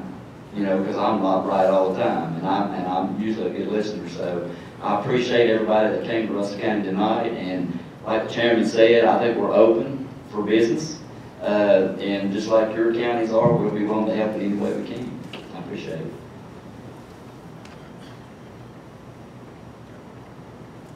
There is one thing I want to say about this revenue sharing concept. I don't think there's a choice that we have to look at revenue sharing. It's either a matter that we're going to share the revenue, or we're not going to have any revenue at all for anyone. And we have to look, as Dave said, we have to race these lines. We're open. We don't care where it's located, what it is. We're willing to become a part of the project, look at it, and if it makes sense, certainly we're not going to be all satisfied. Maybe we can come to some degree of mutual dissatisfaction. But our job is to keep our people working, get those jobs from every end of the spectrum, from the low spectrum to the high spectrum. We have jobs. And Derek said there's not a county in here that 1,000 good jobs wouldn't fix up immediately. So I'll speak on behalf of our board, and I'll say that we're open to this revenue sharing concept, and all you have to do is talk to us. And we, the first project that we get that looks like it's ready for that, we will be contacting you folks, anybody who's within a reasonable distance that might participate in this, because we're going to have to do this or we're all going to sink. Questions, County? We're like almost everyone in here, jobs, leads coming from Richmond. We get some smoke, but we don't get a lot of fire. It's good to be patted on the back and say, you got a beautiful county, you got shovel ready, pad ready, industrial parks, you got I-81, you got this, you got that. And then they say, we'll send you somebody. So, we're frustrated like everyone else in this room. I think drugs, has to be large impact on all counties, not just in Virginia. It's worldwide, it's nationwide. But, that's a battle that it's going to be tough. But one of the other issues I think that beginning to affect our county is stormwater management. It's tough in small counties to look at us like you do Virginia Beach or Norfolk and those folks. I mean, I'm up there some, and they need it. And I'm not saying we don't need some of it, but we don't need the same rules and regulations. It's tough to build a subdivision now. There's a lot of things. You start adding extra dollars. I can look over to my friends in Talbot County that does a lot of building, and I guarantee you, he'll tell you the same thing. But yet you can go to Tennessee, and it's not as tough. I don't understand that. We are looking very strong right now at Go Virginia. And we think it may be something that can maybe put us a step ahead of something, with somebody. And we're talking very strong right now on how we can get there. So that's one issue that I think we're, as a county, we're looking at right now. And we hope it's going to work for us. Wise County? And if I may, Shannon Scott from Wise County. The one topic I probably, you don't want to hear me mention, but I'm going to mention, and that's of transportation. Tonight we've heard the central theme and the thread that's weaved through the garment of from the local level, we're going to have to help ourselves, starting at the local level. I can't remember, to be honest with you, what really good project that we got out of Washington or Richmond in Wise County, but in the last 2 or 3 years, we've been lucky and fortunate with a lot of hard work to bring 2 industries to Wise County, one of which will have a ribbon cutting Monday, 340 plus jobs very soon, possibility of even 700 jobs. And we've got a Tier 3 data center that's opening just in front of it. It will have only 39 jobs. But how are the people going to get to those jobs? HB2 and Smart Scale was the worst possible thing that could have ever happened to rural Virginia. And every one of you legislators sitting at that table know that. It's absolutely killed any progress that was made over the past 30, 40 years. Any plans that could be made through 6-year plans, etc. There are none of those left. The project we need would require more money than the entire District 12 and District 13 could amass in needs. That one company that, if they do bring 700 jobs, would be equivalent to the population of UVA-wise, the student population, increasing by 33%. Can you imagine how those people are going to get through the small little town of Wise? Now, mind you, that's a nice problem. But we don't know how we're going to deal with it when the traffic becomes a crisis problem. It's going to happen. It's really going to happen, and the state says, I'm sorry, we don't have the money to even talk about it with you. Please don't mention it. But I would be remiss in not mentioning that to you tonight. The other thing has been mentioned by Washington County. I would ask that each of you legislators communicate directly with your county administrators. All that you know, or all that we would want to know, but have been afraid to ask about Go Virginia. Please educate us as best you can about Go Virginia, so that we can then convey that to our individual board members and to the rest of our staff, so that we can speak a little more intelligently about it. Thank you so very much. First of all, thank you, gentlemen, for coming down. We really do appreciate you taking the time to listen to all of us. I know you say we have hard jobs, and I'm sure everybody here would agree with that, but you also have a hard job being a minority and facing all the big counties and things that they're a lot more free with the money than they are for us. But we are, here in Tazewell County, we are really interested in this cigarette and meals tax. Everybody here knows how difficult it is to try to get a referendum passed. It's just, here in Southwest Virginia, tax is the 3-letter curse word. So anything that is like that, it's an uphill battle. So if you could help the counties with that, I think everybody here would be appreciative, most everybody. The one thing I would like to bring up that I've not heard mentioned here tonight is the effect that the Obamacare has had on Southwest Virginia, or the Unaffordable Health Care Act, as I like to call it. But and I've talked to Michelle and Morgan about this, but a lot of the businesses here, the fabric of the economy in Southwest Virginia is the small businesses.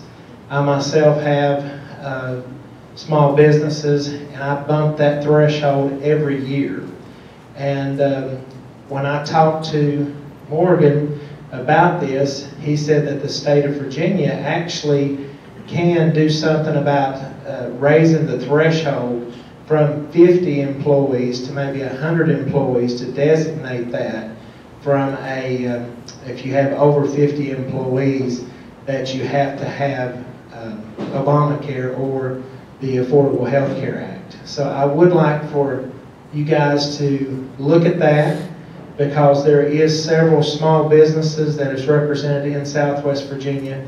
And personally, and I think every county here would say the same thing, I would rather have 10 businesses that employed 25 people than one business that employed 150. Because when they pull out, it leaves such a vacuum, as we've seen with our coal industry and different things. So I would ask you to investigate that and try to help push that limit of the number of employees, and maybe work with Congressman Griffith on that, whatever needs to be done to get that limit up, because I personally have quit expanding because I can't afford the health care. Simply put, I can't afford the health care.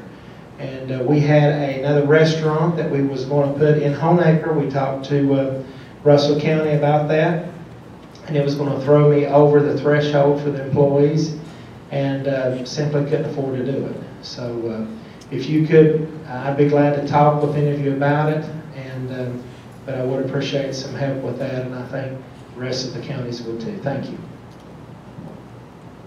I think Wise County had a last word. Yes, thank you all for being here.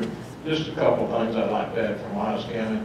As most of you know, we went through a struggle a few years ago to consolidate our high schools.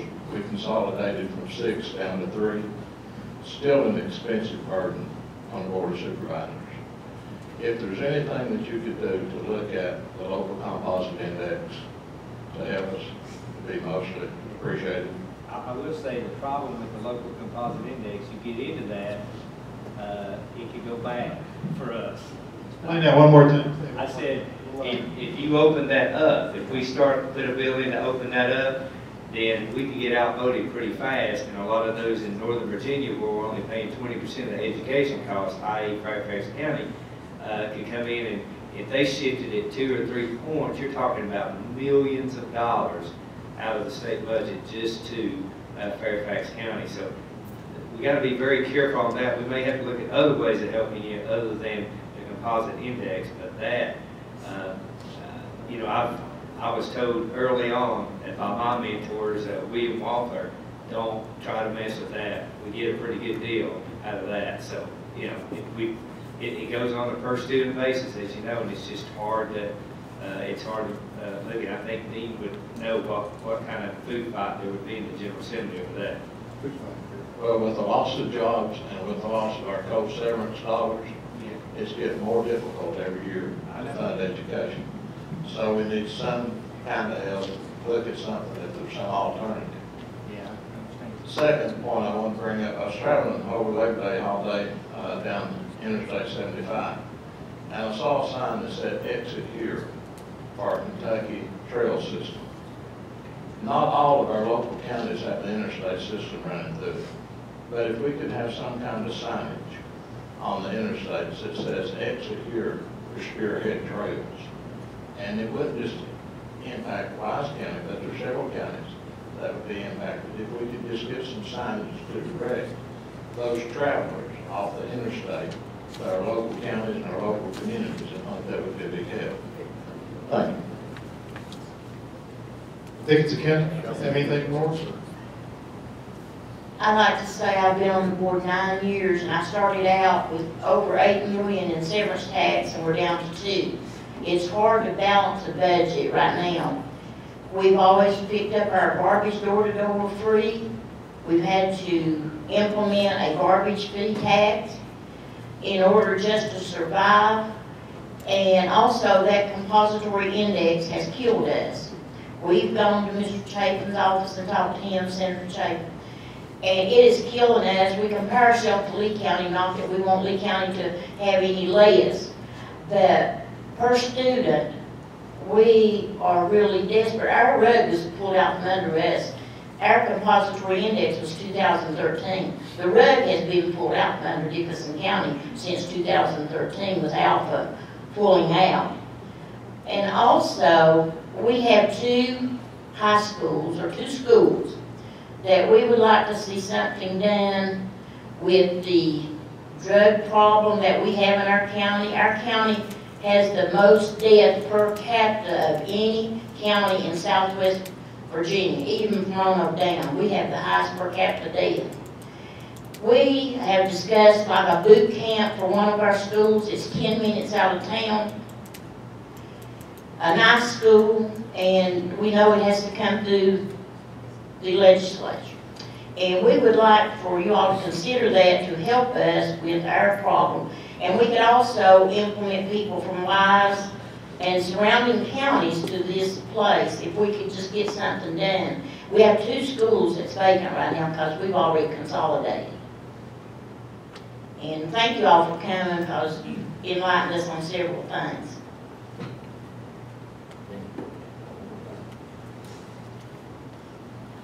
I'm trying to be very conscious of time. I tried. I just got one more quick. It's like church, everybody testifies. We're taking up the offering.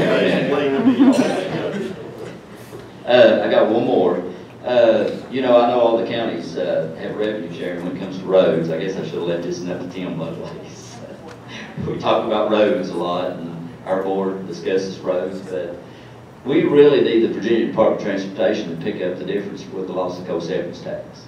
I mean, we're going to have to do revenue sharing, and now that we've lost all the co-severance tax, somebody's going to have to pick up the gap on that, because if our roads are depleted, and we've got roads now in the counties that, well, we've got some roads that the buses can't even pass on, and our school buses are in harm's way when it comes to those things. And I think that needs to be addressed in Richmond, that there needs to be some additional funding looked at to offset the loss. We're not going to be able to pick up the tab. I don't know about any of the other counties, but I just don't think we're going to be able to cover it. And it would be good if that could be looked at. I appreciate it. Hey, yes, I'd like to thank all of y'all for being here tonight and listening to all of our concerns here in Southwest Virginia and Region 12 that I represent. And I did ask Delegate Campbell last year to carry the cigarette tax bill. That didn't go very far. I mean, I went to the committee and spoke for it, and they tabled it. But I would like to say that, you know, I've talked to people around in the county and stuff, and, you know, they would like to see the county be able to charge, spread out the tax base in the county instead of putting it all on real estate and personal property. I know we have many machine and tools, and we've been talking about doing away with the machine and tool tax and depot tax. You know, and that would absolutely kill us here in Southwest Virginia. And we're doing our part. We're building industrial parks out here in Southwest Virginia. We have a huge industrial park. We have a mega site that's 200 acres flat. And, you know, the way the economy is right now, there's nothing moving. Me and Mr. Hill went to Economic Summit in Fairfax last week, and they talked about how the economy was stagnant, and we may be heading into a recession. But, you know, as far as the cigarette tax goes, Wythe County supports it.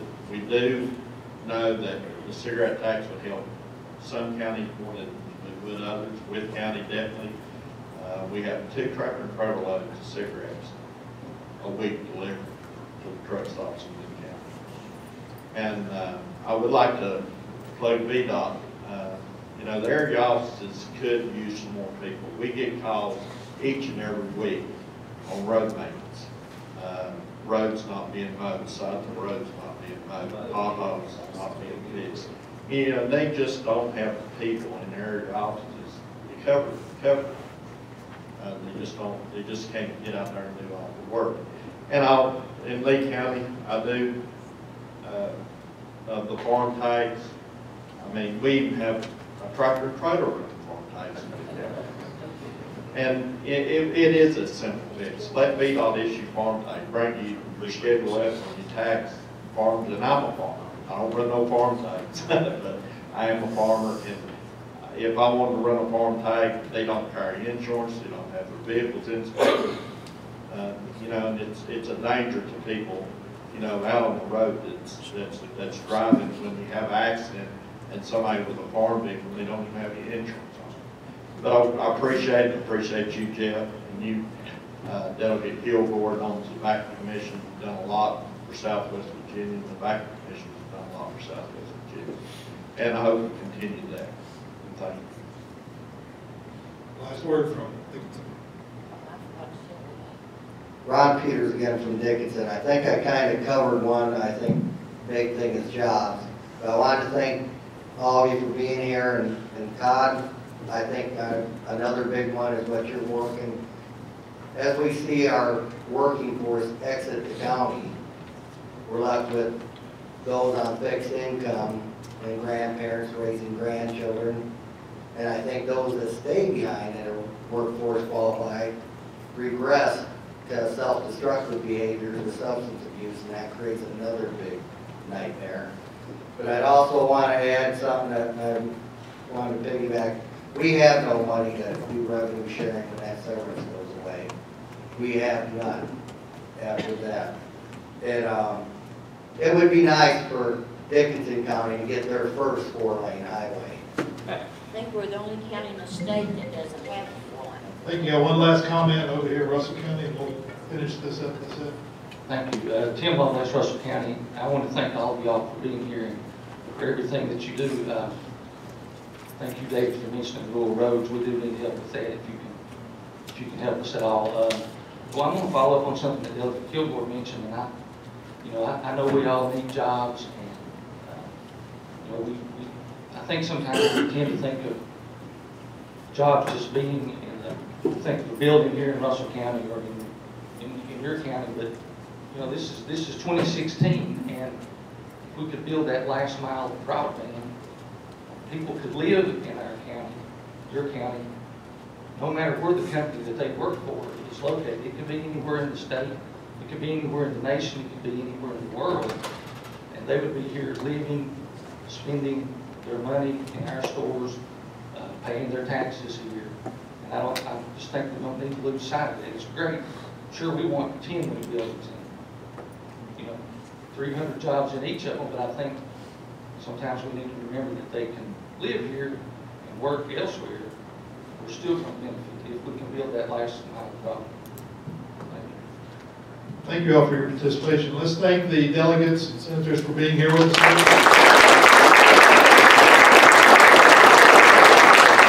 I think we got lots of good ideas on legislation to go back and work on. And hopefully we'll see some we'll be working on this session.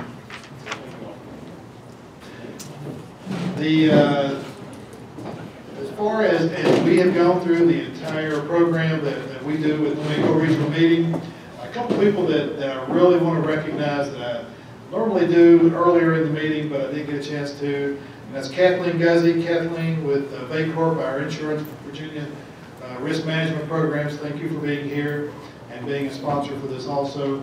I'd like to thank Vicki Porter in the back of the room. Vicki, stand up. Vicki did an outstanding job getting this whole room set up, put all these tables up with her crew. They're nicely decorated, if you can see, and great food. And thank you, Vicki, for helping us out.